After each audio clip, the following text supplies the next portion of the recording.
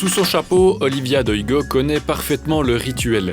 La Neufvilloise de 17 ans s'entraîne au tir à l'arc tous les jours chez elle, parfois dans son club neuchâtelois, souvent à Lausanne au World Archery Excellence Center, une infrastructure internationale dédiée à cette discipline. Olivia Doigo a commencé le tir à l'arc en septembre 2021. Et en novembre, j'ai fait ma première compétition qui était organisée par mon club.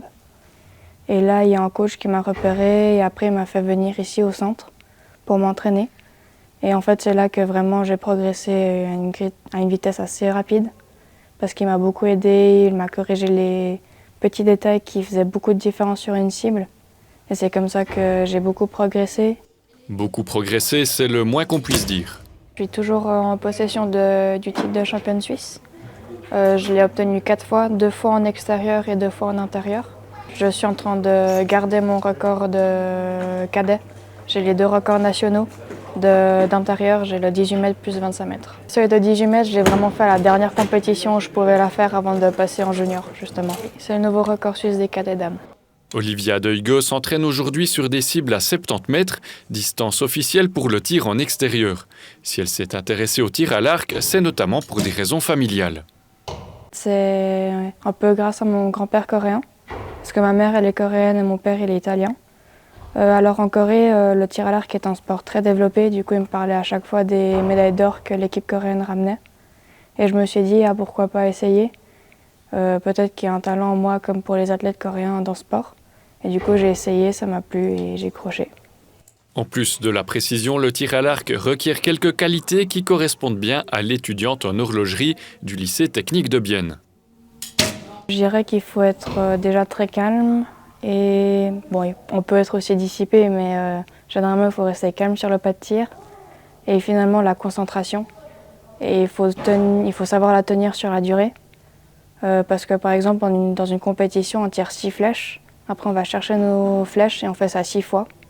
Mais généralement ça tire vers les 3-4 heures, avec les pauses et tout.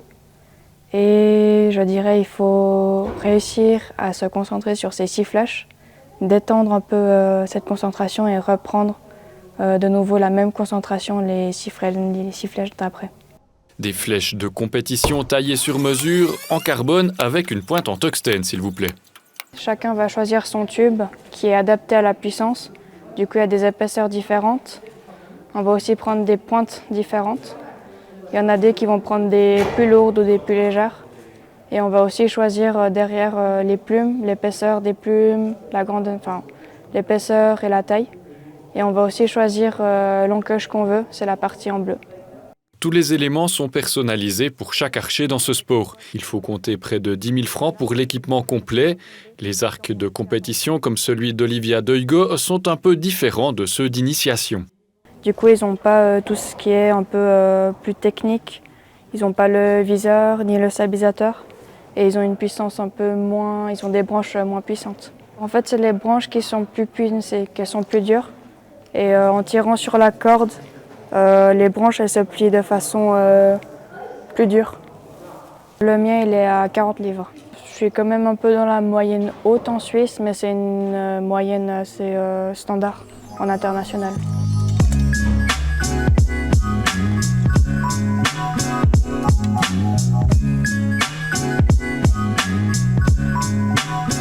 Olivia Doigo ne manque pas d'ambition et cette année, ses rendez-vous sont importants.